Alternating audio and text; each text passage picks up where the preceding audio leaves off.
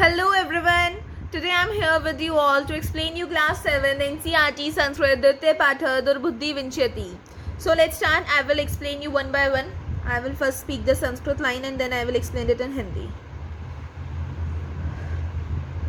अस्ति मगदेशः फुलोत्पलनाम सरः तत्र संकट विक्टो हंसो निवसत। मगध देश में फुलोत्पल नामक तालाब है। वहाँ संकट तथा विकट नामक दो हंस रहते थे। कंबुग्रव नाम का तयो मित्रमेक कूर्मा अपि तत्रैव प्रतिवस्ति स्म। उन दोनों का मित्र कंबुग्रीव नामक एक कछुआ भी वहीं पर रहता था। अथ एकदा धीव्रा तत्र आगच्छन्। तत्पश्चात एक बार मछुआरे वहां आए। ते अकथ्यन, वे कहने लगे। ते अकथ्यन वयम श मस्तकुर्मादीन मारिष्याम। वे कहने लगे हम लोग कल मछलियों और कछुए आदि को मार डालेंगे। एतत् श्रुत्वा कूर्मा अवदत् मित्रो किम युवाभ्याम धीव्रानान वर्ताश्रुता अधुना किम अहम करोमि। यह सुनकर कछुआ बोला, हे मित्रों, क्या तुम दोनों ने मछुआरों की बात सुनी? अब मैं क्या करूं? मीन्स वो बहुत परेशान हो गया था, मैं क्या करूं कि ये तो मुझे कल मार डालेंगे, है ना।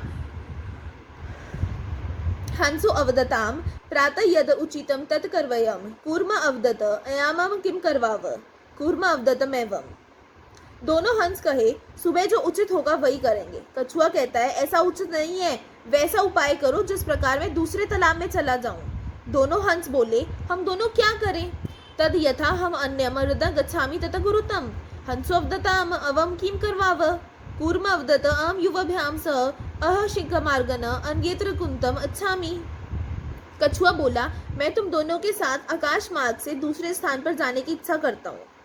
हंसो अवदताम अत्र क उपाय। दोनों हंस कहने लगे, उपाय है, मतलब उपाय है कोई तुम्हारे पास? कच्छपा वदती, कछुआ बोला, युवाम काष्ठदंत मध्य अवलंबे युवियो पक्ष बलेन सुखेन गमिष्यामि। तुम दोनों एक लकड़ी के टुकड़े को चोट से पकड़ लेना, मैं उस लकड़ी के डंडे का मध्य भाग का सहारा लेकर तुम दोनों के पंख के बल से आराम से चला जाऊंगा। हंसो कथ्याम संभतवती एषा उपाय।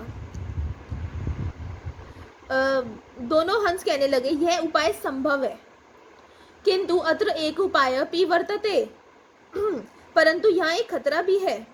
अवाभाव्यम नियमान त्वमालोक्य जनः किंचिद वदिष्यामि एव यदि त्वत्रम ये दास्यसि तथा एव मरणम निश्चितम अतः तुम अत्रैव वस। हमारे द्वारा ले जाए जाते हुए तुम्हें देखकर लोग कुछ कहेंगे ही। यदि तुम उत्तर दोगे तब तुम्हारी मृत्यु निश्चित है, इसलिए तुम यहाँ ही रहो। तत् श्रुत्वा क्रुद्धः कर्म अवदत् कि महामूर्ख उत्तर न दास्यामि। यह सुनकर क्रोधित कछुआ कहने लगा, क्या मैं मूर्ख हूँ? मैं उत्तर नहीं दूंगा। किंचिदपि न वदिष्यामि, कुछ भी नहीं बोलूंगा।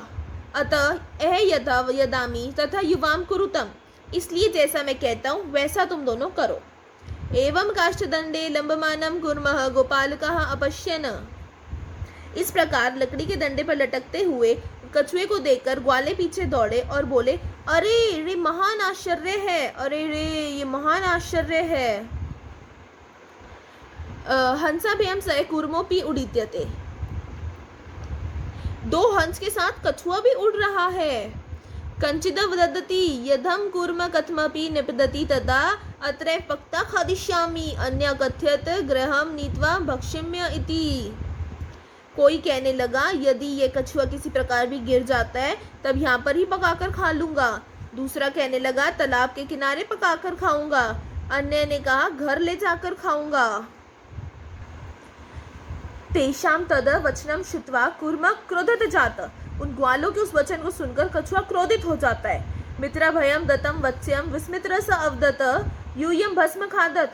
दोनों मित्रों को दिए गए वचन को भूलकर वह बोला, तुम सभी राख खा लो। तत्क्षणमेव कूर्मा दंडात भूमो पतित। उसी पल ही कछुआ डंडे से पृथ्वी पर गिर पड़ा। गोपालकः समारित, ग्वालों के द्वारा उसे मार डाला गया। अतः अवोक्तम अथवा कहा गया है, सुहृदाम हितकामनाम वाक्यम यो नाभिनंदति स कूर्म इव दुर्बुद्धि काशाद भ्रष्टो विंशति। सरलार्थ, भलाई चाहने वाले मित्र लोगों के वचन को जो प्रसन्नता पूर्वक स्वीकार नहीं करता है वह लकड़ी से गिरे हुए मूर्ख कछुए के समान नष्ट हो जाता है. So guys, this chapter is completed here with this explanation.